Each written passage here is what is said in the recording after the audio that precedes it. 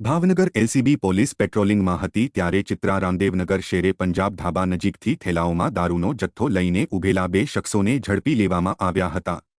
ભાવનગર ચિત્રા વિસ્તારમાં રામદેવનગરના નાકા પાસે શેરે પંજાબ હોટલ પાસે ઊભેલા સુરેશ ઉર્ફે ઓબીએસ પોપટભાઈ રાઠોડ અને રોહન સુરેશભાઈ રાઠોડને નાની મોટી 108 દારૂની બોટલ જેની કિંમત ₹32,700ના મુદ્દામાલ સાથે ઝડપી ગંગાજળિયા પોલીસ સ્ટેશનમાં ગુનો નોંધી આગળની કાર્યવાહી સોંપી હતી।